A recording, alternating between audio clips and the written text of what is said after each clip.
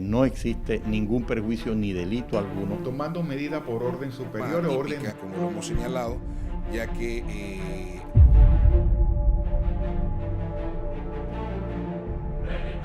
4 meses de la humillante detención injusta de Ricardo Francolini y de Jason Pastor.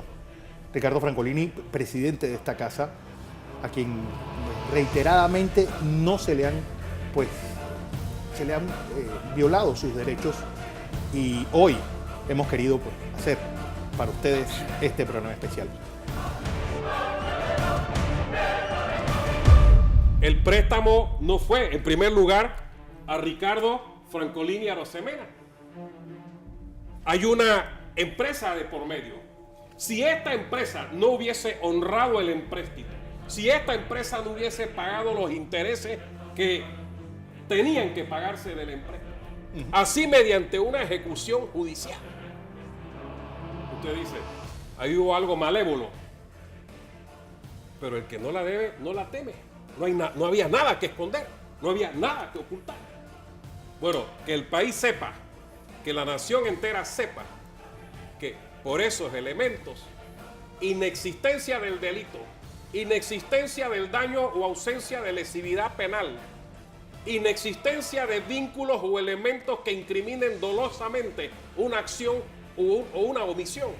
Bueno, por eso el empresario Ricardo Francolini Arosemena está privado de su libertad. Cuando yo tomo un caso, lo primero que hago es estudiar el caso. Y yo no voy a venir aquí a la ligera a decir cosas que no son. No es ese mi discurso ni es mi conducta. Digo lo que me consta. Ahí no hay delito. Y Ricardo Francolini, repito por tercera vez, sí es un preso político. Procedo a presentarles mis invitados. Primero, el doctor Ernesto Cedeño, él es abogado. También está el precandidato presidencial perredista, exministro de Estado y exdirector de la policía, Rolando Mirones. Y para mí es un honor darle nuevamente la bienvenida a esta casa a la periodista Julia Elena Alvear. Julia Elena. Gracias, Fernando, por esta invitación a este programa para tratar este tema que sin duda alguna sigue acaparando y generando muchísimas inquietudes. Uno se hace la pregunta, ¿hacia dónde vamos? ¿Venganza? ¿Una justicia selectiva? ¿Qué está pasando?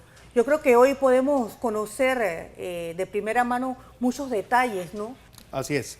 Julia Elena, antes, hagamos un antecedente de lo que fue esta infamia, aquel fatídico 12 de octubre.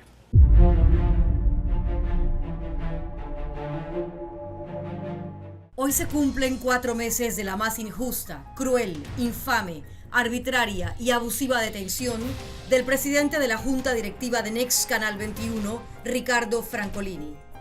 El pasado 12 de octubre del 2016, sin ninguna orden de conducción, personas vestidas de civil interrumpieron en los predios de la residencia del empresario panameño y lo trasladaron hacia la sede de la Fiscalía Primera Anticorrupción. No satisfechos con la conducción del representante legal de Next, los funcionarios del Ministerio Público procedieron a allanar su residencia e incluso haciéndose acompañar de un fotógrafo del diario La Prensa para exhibir y humillar al que fue presidente de la Junta Directiva de la Caja de Ahorros. El caso que se le sigue a Ricardo Francolini y a otros miembros de la Junta Directiva de la pasada administración es por haber otorgado un préstamo de $9 millones debidamente garantizados y cumpliendo con todos los requisitos bancarios. El préstamo, según consta en la entidad bancaria, fue cancelado y sus intereses pagados por más de $1 millón. En su oportunidad, la misma Caja de Ahorros en este gobierno ha certificado que no existe ninguna lesión patrimonial. Por lo tanto, se abstiene a ser parte del proceso que se sigue en este caso. Asimismo, la Superintendencia de Bancos ha manifestado que no existe ninguna lesión en contra de la Caja de Ahorros. Sin embargo, Francolini cumple más de 4 meses de arbitraria detención, violándose todos los derechos humanos según su equipo de defensa. Los primeros meses en la sede de la Policía Nacional y luego trasladado a una cárcel de presos comunes, El Renacer. Mi hijo no ha cometido ningún robo. Esa propaganda que hacen, todo eso no es. En la caja de ahorro ha dicho que ahí no hay ningún problema. Por favor. Bueno, que sea fuerte y que siga luchando, porque nosotros también estamos con él. Fuerte, hijo. Desde que inició su cautiverio en una de las celdas de la sede de la Policía Nacional, Francolini recibió toda clase de amenazas y presiones de parte de sus verdugos, y el punto central de esas presiones estaba dirigido a que involucrara al expresidente Ricardo Martinelli en supuestas irregularidades, denominador común por el cual han pasado todas las personas perseguidas por el Ministerio Público. Sin embargo, el trato selectivo que ha dejado evidenciar el grupo de fiscales del Ministerio Público está tácito y sobreentendido, tal como se demuestra en las medidas cautelares menos severas que tienen los otros directivos. El aislamiento al que ha sido sometido Francolini es injusto, porque no se trata de un preso común y mucho menos de un delincuente. La visita de una vez por semana solamente de su esposa e hijos y 4 adultos indican que el presidente de NEXC sigue siendo víctima de un odio y venganza jamás vistos en 27 años de democracia.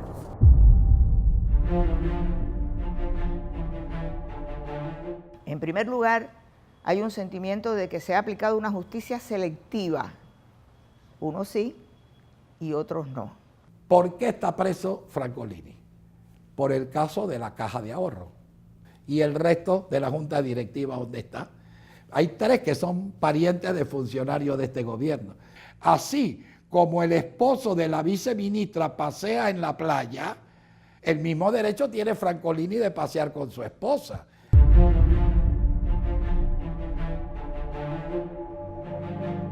Esto es un antecedente de lo que hoy estamos recordando 4 meses. Y quiero empezar contigo, Rolando Mirones, porque eres alguien que tiene tanto la experticia en derecho como la experticia en comercio. Ha sido director de ingresos, ha sido viceministro de Economía y ha sido pues director de la policía y te mueves en esa rama del derecho comercial. ¿Dónde está el delito? Es lo que todo el mundo se pregunta. Mira, aquí tenemos un problema fundamental. Y el problema fundamental es que esto nace de una operación de un banco y podemos entrar a discutir mucho el tema de si esos son fondos públicos o no lo son, para empezar por ahí. Pero un banco que dice, en efecto, hicimos un negocio, el negocio estuvo bien documentado, el negocio estuvo bien garantizado y ganamos dinero con el negocio. Y tanto a Francolini como a Jason Pastor se les acusa de peculado, que implica que debió haber una pérdida de recursos por parte del Estado. Correcto. Por eso se le insiste a la Caja de Ahorro inicialmente de que tenía que presentar una querella y la Caja de Ahorro es reiterativa diciendo yo no puedo hacerlo, sería irresponsable de mi parte hacerlo porque es un negocio en el que ganamos dinero. Entonces ya desde ese punto de vista hay algo que huele muy mal. Yo he escuchado a personas decir, no, lo que pasa es que contra Francolini hay otras cosas. Bueno, acúselo de la otra cosa. Pero aquí hay un problema con el sistema, que es un sistema en el que pareciera que si a ti te quieren agarrar por una cosa que no te pueden probar, entonces te buscan otra para poder alcanzar esa meta de que tú estés en la cárcel. Ahora, por otro lado, olvidándonos de ese inicio, que ya solamente con el hecho de que la Caja de Ahorros no quiera pronunciarse como querellante y todas las autoridades bancarias hayan establecido que se trata de una operación totalmente lícita, aparte de eso, que ya es grave, vamos a poner que no fuera el caso. ¿Qué hacen 2 personas que estaban en Panamá al momento de ser conducidos, que nunca salieron huyendo para ninguna parte? 2 personas que evidentemente no han cometido ningún delito violento, que no son un peligro para la sociedad. Es decir, no se pueden fugar porque estaban en Panamá. No pueden destruir pruebas porque no trabajan en para ningún la sociedad y no pueden destruir pruebas porque ya no trabajan en esa institución. Entonces, si entendemos que la detención preventiva es la última de las medidas cautelares, entonces no hay razón alguna. O sea, esto es un disparate. Usted ha sido crítico en la selectividad de la justicia nacional. Bendiciones, Panamá, en Dios hay esperanza.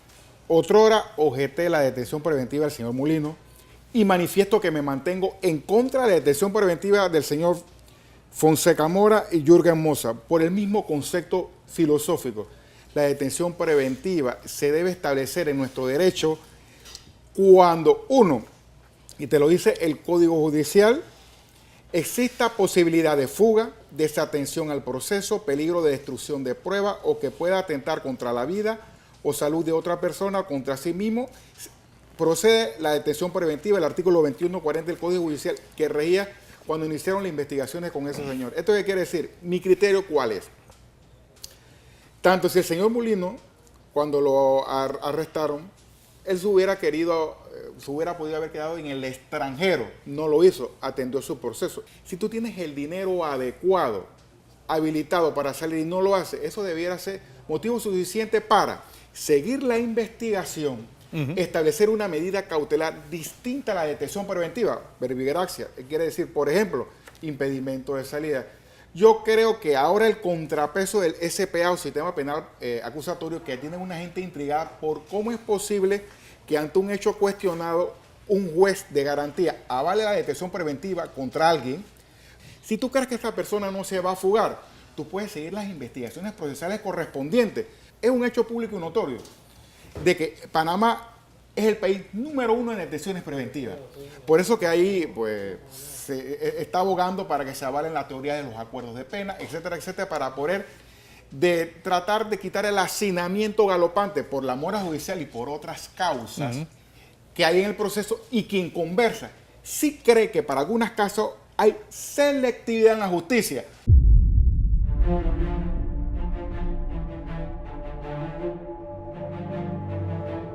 Ricardo Francolini no tiene ningún riesgo ni peligro de nada y él merece, como todo panameño, y conforme a la Constitución y a las leyes, una cautelar hasta que venga su juicio y se decida qué se va a hacer con él. Todos los abogados lo sabemos, que a usted primero lo citan en una primera ocasión. Si usted no puede ir por alguna razón, tiene una segunda ocasión. Y en la tercera ocasión que usted se niega, ya se puede conducir, pero no como se ha manejado esta situación.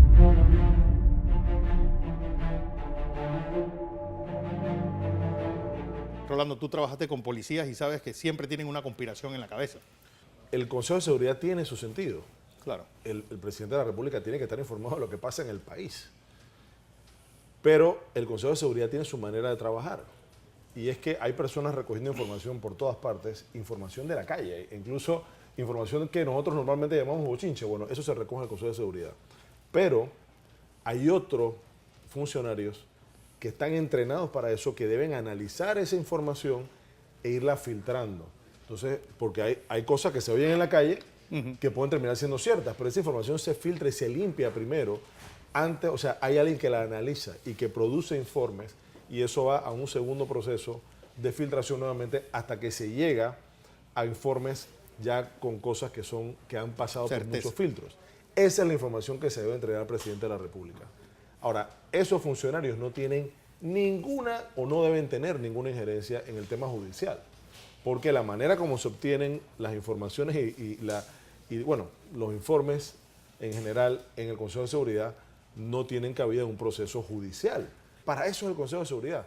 Si empezamos a mezclar el Consejo de Seguridad en temas judiciales, ya estamos muy mal, porque la naturaleza de lo que ellos producen no es judicial. Pero si tú ves, es decir, el origen de la procuradora actual es el Consejo de Seguridad. Bueno, es que yo creo que de ahí vino el primer error, ¿no? O sea, una persona que estuvo inmersa en el Consejo de Seguridad, incluso trabajando con la persona que hoy dirige el Consejo de Seguridad. Ya ahí hay una cercanía que es difícil de romper y que es peligrosa.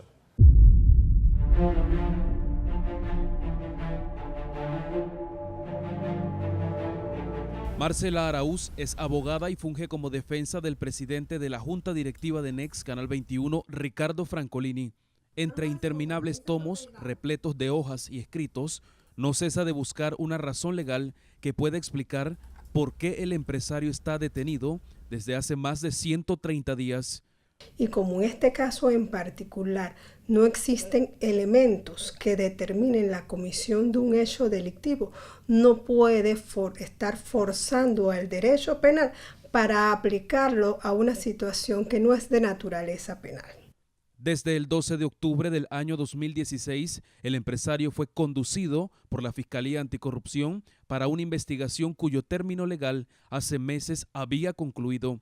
El derecho que tiene toda persona que está siendo investigada es conocer cuáles son los hechos por los cuales se le está vinculando. Tú no puedes llegar de manera repentina a tomar una declaración indagatoria sin siquiera mostrarles cuáles son los elementos. Y en este caso, eso no se cumplió con ese trámite.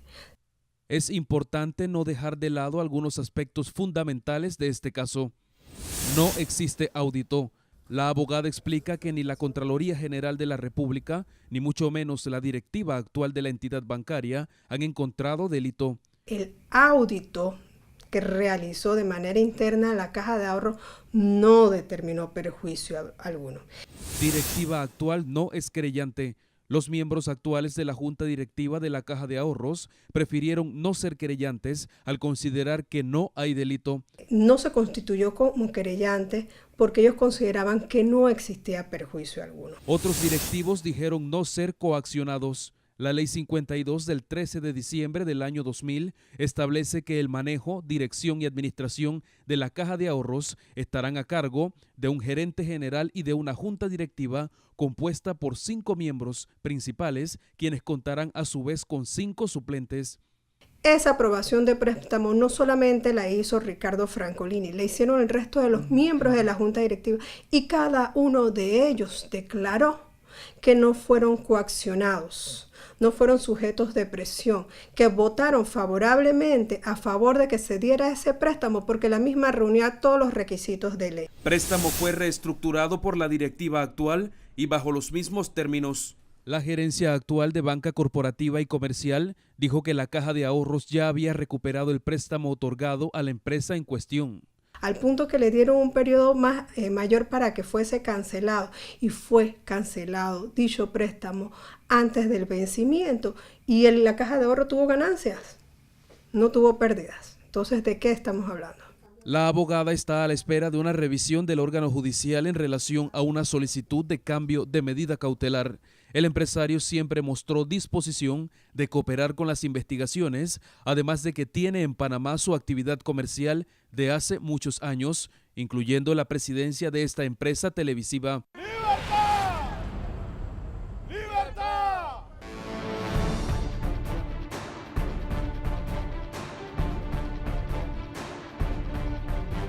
¡No permitan! ¡Libertad para Francolini! ¡Libertad para Francolini!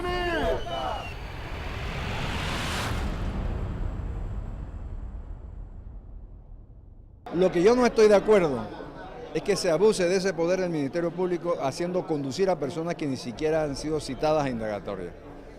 De manera que a mí me parece desafortunado la forma como llevaron tanto al señor Francolini. Yo nunca voy a olvidar el ruido del candado. Cuando te trancan allá adentro, el cuarto no tiene entrada de luz. Aquí en este país hay miedo, hay terror. Y lo que le están haciendo a Francolini, esto no tiene explicaciones. Porque no es una persona que representa ningún riesgo para la sociedad ni de fuga.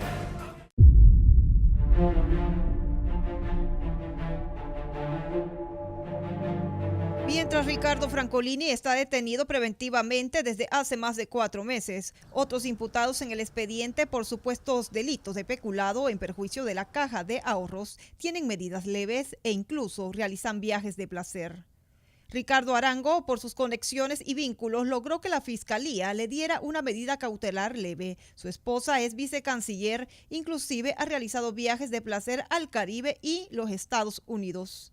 Además, su hermano Diego Arango aparece en el expediente como beneficiario de cheques. Ricardo Arango fue el único directivo de la Caja de Ahorros con un familiar que cobraba cheques de Financia Pacific. Aún así, la fiscal le cambió la medida de detención preventiva.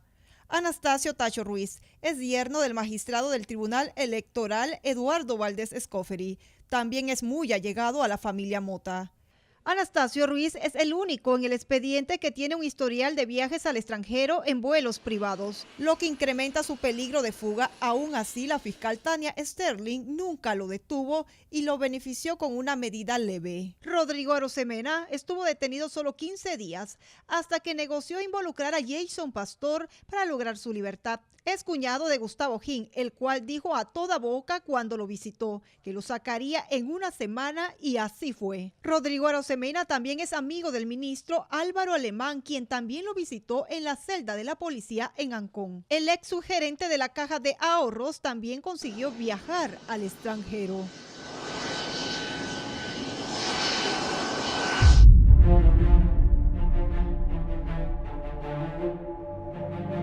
Cuando tú sabes que dentro de lo legal, de ese ámbito, te permite esa fianza, ¿por qué no ha salido? Proporcionarle precisamente la igualdad de oportunidades a la defensa, que en este caso es del señor Ricardo Francolini. Francolini, para mí, en mi impresión, es porque diarios que a ustedes los denominan de la oposición, diarios que hacen las críticas, que todos los días le están diciendo los negociados que están haciendo las diferentes entidades del gobierno, a ustedes tenían que callarle la boca.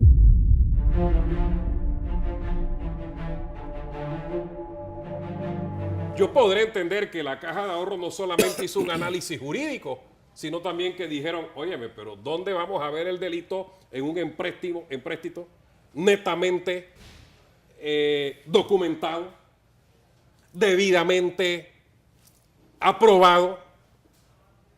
Entonces, esas arandelas que se han querido sostener, bueno, pero es que el dinero fue a parar allá, o que esto o aquello, perdóneme, yo soy abogado de más de 3 décadas.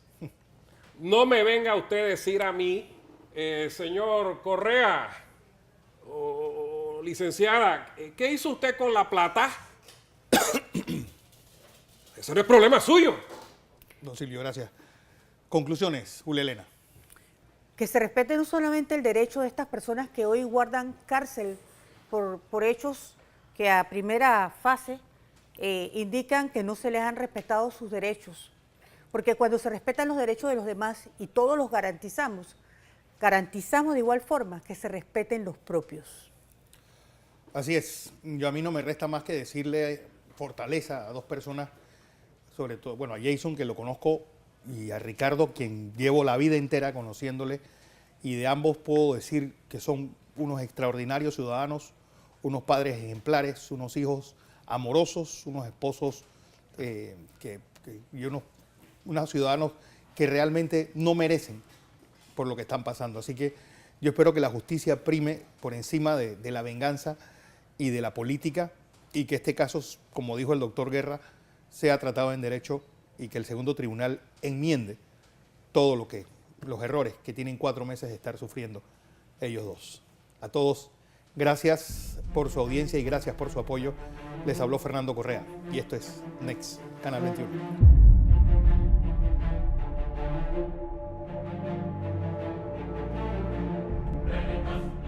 En una segunda entrega les presentaremos las presiones que desde el Ejecutivo y Legislativo ha recibido Ricardo Francolini en esta venganza.